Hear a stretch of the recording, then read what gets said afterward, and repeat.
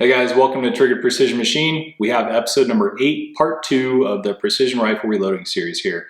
If you're just getting into this video right now, I would highly suggest you go back and watch this series specifically from the very beginning, because that'll let you know exactly how we landed on this place today.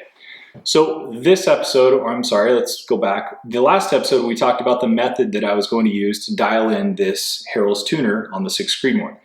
We talked about briefly kind of the system and the round count, some other stuff and the results that I was going to expect. So I actually found the time to get out and shoot this test. Now it took me a little while and I apologize for the delay in getting this video out, but we had a string of really hot days and really windy days, and it just was not optimal shooting conditions for a test like this that requires you to shoot a significant number of rounds throughout the course.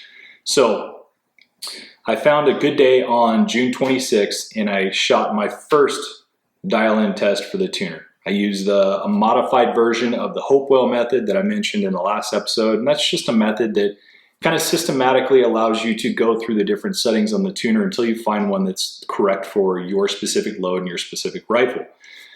What I noticed when I shot this test was my velocity had sped up a considerable amount. So that's in part because after I shot our OCW test last month, I also put 40 rounds of factory ammo through the barrel, which brought the round count of the barrel up to about 220 rounds.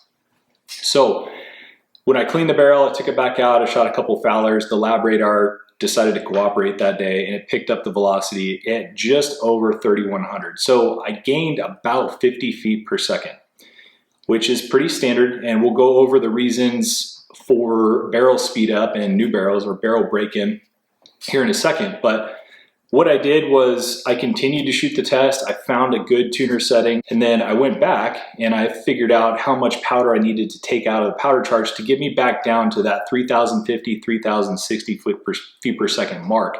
And what it ended up being was about 0.6 of a grain. So quite a bit of powder, but that got me right where I needed to be at 3,055 feet per second average. So yesterday I went out and we had another decent day. I got out to the range early and I shot another test with this tuner to try to figure out if this setting was correct and if it changed with that velocity difference and the new ammo that I loaded. And the results are pretty surprising, but it's very interesting, and I'll show you guys here in a second because there's a lot of data in front of me and we'll go through that. But the results were very similar, which completely reaffirms how significant of an impact this little device has on the accuracy and the consistency of your rifle. So I'll pull the targets up on the screen here in a second, you guys, and first thing we're going to do is we're going to go through the target or the test that I shot on June 26th. That was the very first one. And just to refresh, that is the one that had the hotter ammo. So that was the 3,100, 3,110 feet per second ammo. I still didn't have any pressure signs or anything that would stop me from shooting those rounds, but it wasn't where I was for the OCW test. So we shot that test anyways. Now let's go ahead and take a look at those targets and we'll walk through kind of what we ended up with. All right guys, so on the first target you see up on the screen here, we have a bunch of boxes with bullet holes in them and some numbers written on top of those boxes. So those numbers denote which tuner setting I was at. So if we recall back to the previous video, this tuner has a collar that spins around the threaded brake body, and each revolution of that collar will get you 10 on the brake body, on the hash marks on the brake body itself. Then we can break that down even further, and the collar itself is etched with numbers that start at 0 and go all the way at 9 for one full revolution. So what I did was I zeroed everything out, so had the collar dialed all the way back at the 0 mark on the collar and at the 0 mark on the brake body itself. And that is the first group that you see up in the top left corner. From there, I gave the collar one full revolution forward, and that put me at the 10 hash mark on the tuner body, and we shot another 3 shots. And I continued doing that all the way until I got to 70. So the reason I stopped at 70 instead of going all the way till the end, the 150 hash mark on the brake body, was just to save ammo. And also I spoke to a lot of different people who have really significant experience with this device, and they all said the same thing, and that was to stop when you see a significant change in your groups for the worst. So I saw my group start to open up at the 50 setting, and they continued open at the 60 and the 70. So I stopped right there, and I figured that was enough data, especially after looking at the groups that I had at 30 and 40. So what I did from there was, we have our second target up on the screen now, and I went and confirmed what I saw there at the 20, 30, and 40 mark. I must have second guessed my shooting capabilities, but I wanted to see if we were still right on track, and sure enough, that 30 group is really good. And the 40 group, I'm gonna say that that top right one might have been a flyer, but nonetheless, that 30 group right there is just over 3/8 of an inch, and there's 2 rounds stacked in that upper right hole. So I mentioned the collar has hash marks on it around the circumference that go from 0 to 9. So what I did is I went back to the 30 setting on the body itself with the collar at 0, and I reaffirmed all of the different groups at each tick mark on the circumference of the collar setting. So we started out with 30 and 0, and I didn't shoot that one because I just shot it on the previous target and confirmed that. So I went straight to 30 and then the 1 mark on the tuner collar itself, and I shot a group of 4 there for some reason. Then we go down, and I rotated the tuner 1 more hit hash mark to the right, and we had landed on setting number 2 of the collar, and then I have a 3-shot group there, and then setting 3, 4, 5, and 6, and then 7, it started to open up pretty significantly, so I stopped there as well. Now, I also saw pretty decent groups at 40, so what I did was I wanted to explore 40, so I did the same thing. I turned the collar up till it was at the 0 mark on the 40 hash line of the body, and I started out with 0, moved it up to 1, and then 2, and then 3, and my group started to open up pretty significantly, so I stopped there. So as you guys have seen, there is a pretty significant change in the accuracy of this rifle. So if we go back to our first target up here, we have the 0 setting, and that's got quite a bit of vertical dispersion there, and then it tightens up at 10, 20, and then 30 gets really good, and 40 is good as well. So just like I had read, just like I've been told, you saw a definite pattern of things opening up and getting smaller, which is exactly what we wanted to see. So this particular test, I only got chrono data on the first 10, and that's when I realized that we were running hot at right about 3,100 feet per second. So the lab radar was not cooperating that day. So I got enough data to know that my rounds were hot, but we didn't collect all the data for that day, so I don't have those numbers for you. So what I did was I went back through everything. We figured out our correct powder charge to get us back down to that 3,050 mark, which I dumped about 0.6 grains less powder into the case to achieve that 50-second drop in velocity, 50 feet per second drop in velocity. But so we went through and reloaded all those cases, prepped them exactly the same. It's all Fireform brass. It's all been annealed. It's all been primed with the same primers, same powder lot, and same everything. So very consistent.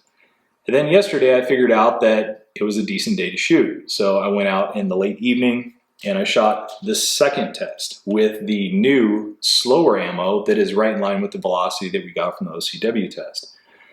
So we'll throw the first target up on the screen here. And I did this one, I did it the same, but I wrote it on the target a little differently. So we have target number 1 is dead center up at the top of this target. And then I started out with 0. And what that means is, again, the 0-0 setting. So 0 on the collar, 0 on the body. And then I went 1, and that just told me 1 full revolution up on the body. And I went to 2 full revolutions, 3, 4, 5, 6, and 7. And very similar to the previous test, I saw my group start to open up at right around 4 and 5. So 6 and 7 is where it gets real bad, and I stopped there once again just to save ammo and save barrel life. So from there, I went ahead and decided to explore setting number 3 on the tuner body. So what we did here with target number 2 was we reshot our setting of 3 on the body and 0 on the collar. Then I rotated the collar 1 tick mark to 1. We shot 3-1, then 3-2, 3-3, 3-4, and 3-5. And we start to see our groups open up at 3-4 and 3-5. So I stopped there once again. Now I also wanted to explore the other side, the minus side of the 3-0 setting. So that brought me into the 2s. So I shot a third target starting at 2-9. So that's 2 full revolutions and then 9 tick marks on the tuner collar. And we started with that setting and shot a group of 3. It's already more open than the other settings were. And I continued on, turned it down 1 tick mark to 2-8, 2-7, 2-6, 2-5, and 2-4. And I stopped there just because none of those groups were showing any sort of improvement or anything like that. So then I went and we shot one last target. And I shot one more group because I was running out of daylight, but I landed a .399 group at the 3-2 setting, which based on what I saw on my targets, that was the best setting for this rifle. And that coincides with the first test that I did 2 weeks ago on June 26, which is very, very interesting to me. So overall, it was difficult to shoot this test, especially in these conditions up here. It's been 90 degrees plus lately, so even in the morning it's warm. The barrel on the 6 Creedmoor starts to warm up after 10 or so rounds. I did my very best to try to moderate the temperature of the barrel and keep it consistent across the board. And it took me almost 3 hours to shoot each of these tests just because I was shooting, letting the barrel cool to a reasonable temperature, and then shooting and continuing on in that fashion. That being said, the consistency that I see in each of these tests here tells me that it was done correctly.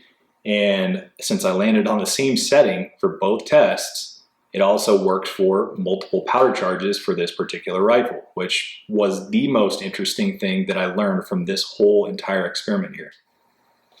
All right, guys, I want to back up a little bit to some of the stuff we talked about at the beginning of the video. And I mentioned that the barrel had sped up. So what had happened after the OCW test, I put several more rounds through the barrel without doing any testing. I was just out shooting and having fun, but it was all factory Hornady ammo that I wanted to burn up, so I had good fireform brass. So what we did was I shot 40 rounds that day of the Hornady factory ammo. I came back after shooting the OCW test and I cleaned the barrel really good because it had a couple hundred rounds through it, and I wanted it fresh for this next iteration of the experiment here, which was this tuner break test. So I took it out and shot it again, and the first couple rounds of this test, as I mentioned before, sped way up. So I gained 50 to 60 feet per second. Now let's talk about why that happens. And that's very, very typical and very common for our rifle barrels.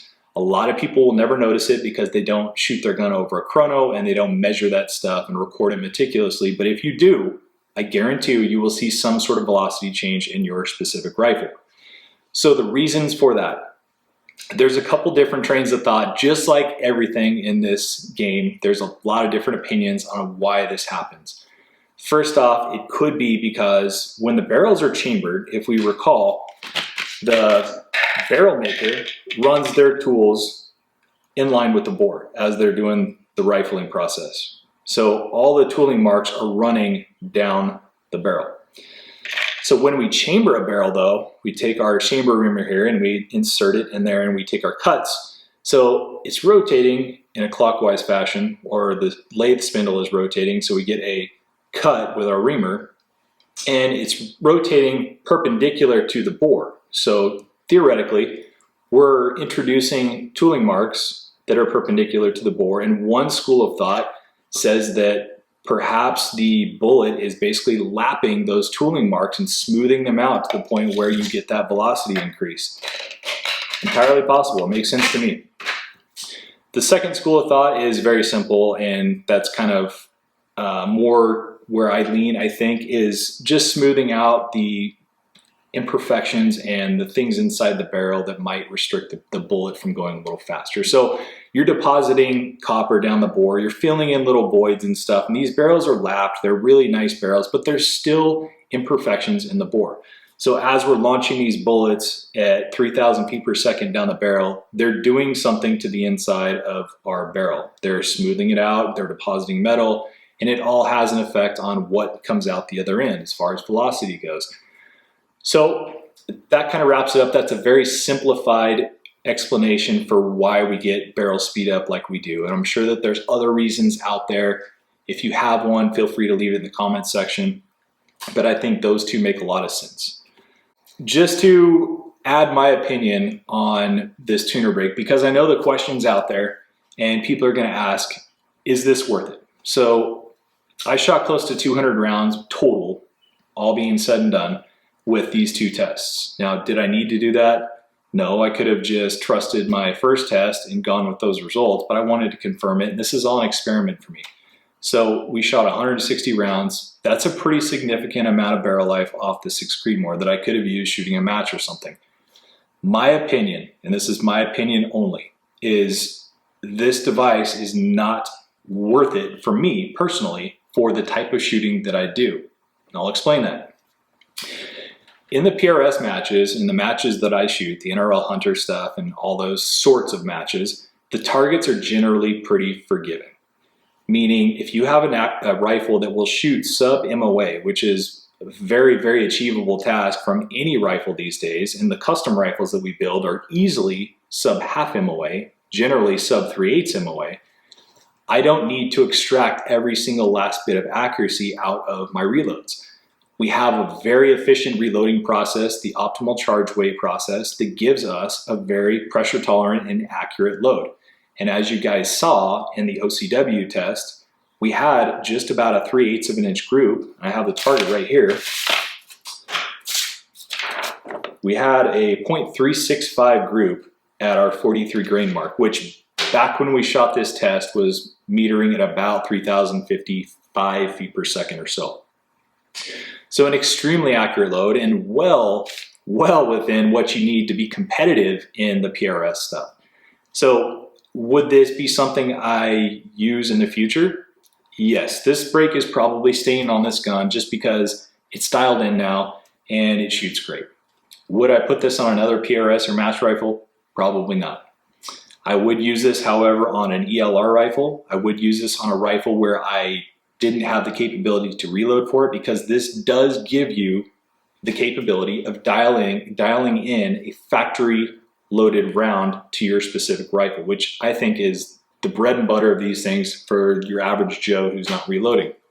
So a couple other places that these would be beneficial and where I would use them is bench rest and stuff like that, where a win or a loss is measured within tens of a thousandth of an inch, like very, very small amounts that determine winners and losers. So if you're trying to extract every single last bit of accuracy for your specific purpose, then yes, these are absolutely beneficial. They work. I think this test proves it. If you go back to the test on the Voodoo 22 with the EC tuner, that test proves it as well.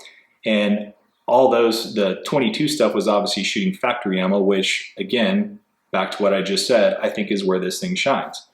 So this is going to stay on there, and I also took this out and we confirmed this data and shot this rifle out to a mile yesterday with confirmed hits at a mile on a 24 by 24 plate of steel. However, we shot all distances between 0 or 100 yards and a mile and had very, very accurate sub-MOA impacts on sub-MOA targets at all of those distances. So very confident in this rifle right now. This rifle absolutely just hammers, and it's going to perform very well for this upcoming PRS season for me. So looking forward to getting out there and shooting some matches with it now. All right, guys, I mentioned on the first test, the first tuner dial-in test I shot back on June 26th, the lab radar wasn't really cooperating. I had a bunch of YouTubers who saw me struggling with the lab radar on the OCW test, and I had a bunch of good recommendations to go check out the JKL lab radar trigger. Never heard of it before, so I appreciate all the tips, but I ordered it and installed it for the second test, and I did not miss a single shot. So fantastic product. Go check out JKL products. They have their lab radar trigger, and it's got a couple different cool attachments that'll go on Picatinny rail or a magnet, and we used it on several different rifles, and it did not skip a beat. So completely solved the lab radar issue of picking up shots. Thank you guys very much for those of you who pointed that out for me. It's very beneficial, and that's very, very cool. Back to, speaking of velocity and back to our chrono data, I took a picture of the data from the second test, and the results were pretty interesting. We had an average of 3,054 feet per second, a high of 3,073, a low of 3,041 for an extreme spread of 32 feet per second with a standard deviation of 9.1. And that was over 68 shots. So I didn't have it on for the complete test, but after I turned it on, it picked up every single shot after that. So fairly decent numbers. An extreme spread of 32 feet per second isn't anything to sneeze at, and it's plenty good for what I do. The standard deviation of 9, again, that's just a statistical reference that shows, you know, what percentage of your shots lie within a certain area of your statistical average. So I'm pretty happy with that, and that's something that I'm very happy with, I should say, because you guys have seen how I reload and how I prep my brass. I don't do anything special, no neck turning, no nothing like that. And that's a very good number. So a standard deviation of 9.1, plenty good. Anything under 10, I'm pretty happy with. Let's talk about accuracy real quick and the applications for it and what we need. So a lot of times we want more than we need, which is absolutely the way it should be. So we always want our rifles to hopefully shoot groups into zeros, like the one ragged single bullet hole diameter group at 100 yards. However, that's not always the case because, first of all, it's a human pulling the trigger, so things go wrong. And second of all, there's variances that we can't control in brass wall thickness and powder lots and bullet weights and stuff like that. And there's ways to mitigate some of that if you really want to get deep into the weeds and start measuring bullets and weighing cases. But I don't do any of that. So again, very happy with the results that I got. All of my rifles that I compete with or hunt with shoot better than 3/8 of an inch at 100 yards. Everything that I own. You guys have seen the 300 Norma. I've got a 30 Nozzler that does the same thing. This rifle will do the same thing. And everything else that I shoot will do the same thing. It's a combination of good reloading practices, consistent reloading practices, consistent skills employed behind the rifle. So meaning good fundamentals that are used on a consistent basis from day to day and shot to shot. And then also, let's not forget, because I'm building these rifles, but it's good machine work done on the rifles. Everything is dialed in to way better than what it needs to be. We're building hunting rifles that are shooting bench rest levels of accuracy. And that it is what it is. If you're looking for a rifle that you need for a specific purpose, so let's say bench rest, that game requires a much higher level of accuracy than what I do. So for that purpose, you would spend more time prepping your brass, prepping your rifle, taking a log of how often you clean your barrel, what it does when you clean your barrel. These are all things that we should probably pay attention to, but as a hunter, as someone who has a family and runs a business, like, it's not my job, it's not my full-time gig to do that. So I just kind of go off of what I have in front of me. So if the rifle starts shooting bad, then clean the barrel or figure out what's going on. Aside from that, the shop has been doing really good, you guys. I appreciate the support. We have a lot of rifle builds backed up right now. So waiting on a couple parts, specifically from Defiance and Manners. As soon as I get those, I'll have those builds in process and ready to go. But everything else is going great. The AG composite stocks we've been building on lately have been absolutely phenomenal. They've been awesome stocks. So we had a couple builds go out this week with those stocks used, and they were absolute shooters. Everything that we put out this week was right around 3/8 of an inch or less. So we built a 300 PRC this week. We built two 308s, and we have a 300 short mag and a couple other builds going on next week, which I'm pretty excited for. And one last thing before we go today, you guys, is if you are on social media, specifically Instagram, go check out the Trigger Precision Instagram page. Just do a search for it, you'll find it. I post a lot of stuff that we do day to day here in the shop as far as the rifle builds, bedding jobs, barrel threading, chambering, all that stuff. Post a lot of stuff on there just because it's quicker and easier to make a YouTube video. So if you haven't already checked it out, go check it out. Another little tip is the website is going to be loaded up with a few guns for sale right now. Some of these are custom builds, some of them are not, but they will be up for sale on the website here very shortly, so check that out as well. And we're currently taking orders for more rifles. We had a little bit of a backlog there for a second. We're working our way through it and currently taking orders for pretty much anything. I have several of the new Aero Precision Solus actions in stock, which I am very, very impressed with for the money. They have a lot of really cool features, and so far they've been running flawlessly. We have a bunch of Terminus actions in stock, still have a ton of proof barrels in stock, trigger check triggers, a half a dozen AG composite carbon fiber stocks left, and more on order due any day now. So get this stuff while you can, guys. If you get on it now and I have what you want in stock, I can get these rifles out to you within a week or so with all the machine work done, everything ready to go for your upcoming hunt this season. So check out the website and see what we can help you with. That's all for today. Appreciate you guys sticking around through this series. Now, I think for the next video, we might venture out of precision rifle stuff. We might do some pistol stuff. I haven't decided yet, but either way, it's going to be something fun.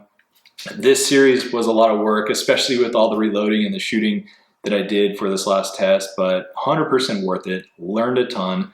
And a lot of that was in part to you guys, the comments and the emails that I received from several of you about how to run this test, how to fix my lab radar, and how to do some other things that were beneficial to the channel. So I appreciate that. Thank you very much, and keep that coming.